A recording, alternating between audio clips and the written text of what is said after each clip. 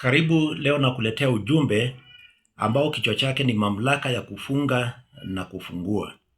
Maandiko ni katika Mathayo 16 mstari wa 19. Bwana Yesu asifiwe sana.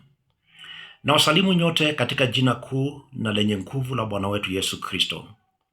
Leo nataka tutafakari neno la Mungu kutoka Mathayo 16 na mstari wa 19. Yesu alisema, "Nitakupa funguo za ufalme wa mbinguni. Lolote utakalolifunga duniani litakuwa limefungwa mbinguni, na lolote utakalolifungua duniani litakuwa limefunguliwa mbinguni."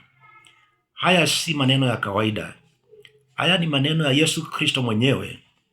Alipowaambia wanafunzi wake maneno haya, alikuwa anawapa mamlaka ya kiroho ya kutenda kazi kwa jina lake.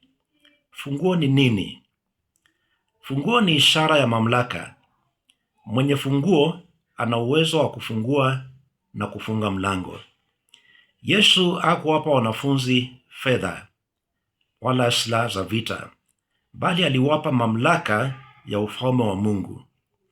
Leo, kila anayemwamini Yesu Kristo amepewa mamlaka ya kusimama katika maombi na kuamini kwamba Mungu anasikia na kutenda mapenzi yake.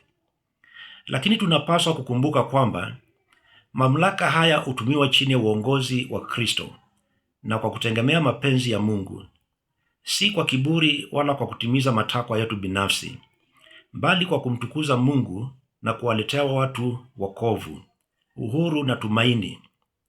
Ndugu zangu wapendwa, wako watu wengi leo ambao wamefungwa na magonjwa ya muda mrefu, hofu, kukata tamaa, umaskini, madeni, kukataliwa, kushindwa mara kwa mara na kudumaa katika maisha. Wengine wamepoteza amani yao, wengine wamekata tamaa kabisa.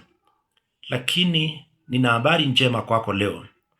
Yesu Kristo bado anaokoa, anaponya na anaweka huru.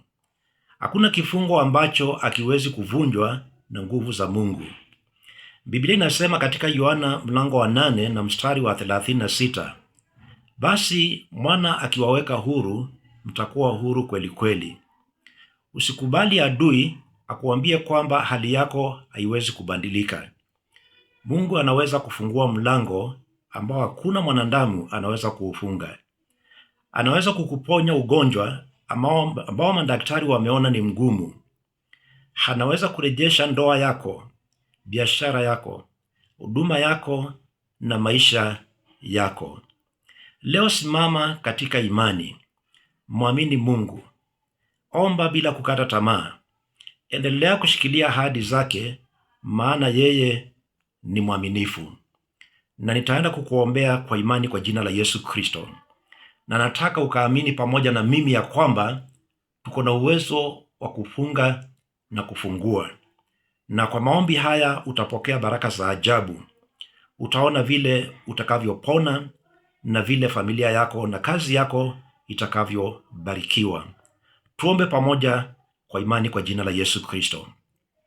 Baba wa mbinguni, tunakuja mbele zako katika jina la Yesu Kristo. Tunakushukuru kwa mamlaka uliotupa kupitia kwa mwanao Yesu Kristo. Katika jina la Yesu, tunaomba uingilie katika maisha ya kila msikilizaji. Bwana, waweke huru wote wanaoteswa na magonjwa. Waponye wagonjwa walioko majumbani na hospitalini. Gusa kila kiungo chenye maumivu, kila ugonjwa wa mwili, wa moyo na wa akili. Baba, naomba upone saa hii. Tunawaombea wanaopitia umaskini, madeni, kushindwa, kukataliwa na kudumaa.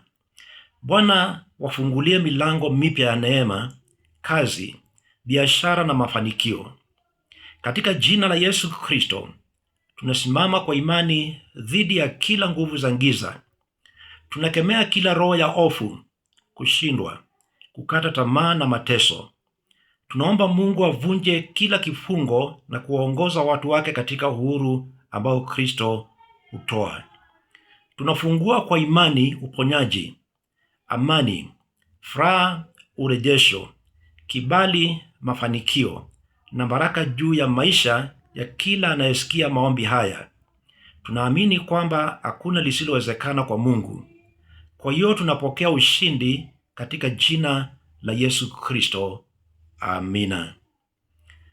Nataka nifanye wito wa wokovu kwa wale ambao hawajampokea Yesu kama Mwokozi wa maisha yao. Ikiwa hujampokea Yesu Kristo kuwa Bwana na Mwokozi wako, leo ndio siku ya wokovu. Nataka urudie maneno haya nyuma yangu kwa imani kwa jina la Yesu Kristo. Omba nyuma yangu tafadhali. Sema: Bwana Yesu, ninakiri kwamba mimi ni mwenye dhambi. Nisamehe dhambi zangu. Ninaamini ulikufa kwa ajili yangu na ukafufuka. Leo ninakukaribisha moyoni mwangu. Uwe Bwana na Mwokozi wa maisha yangu.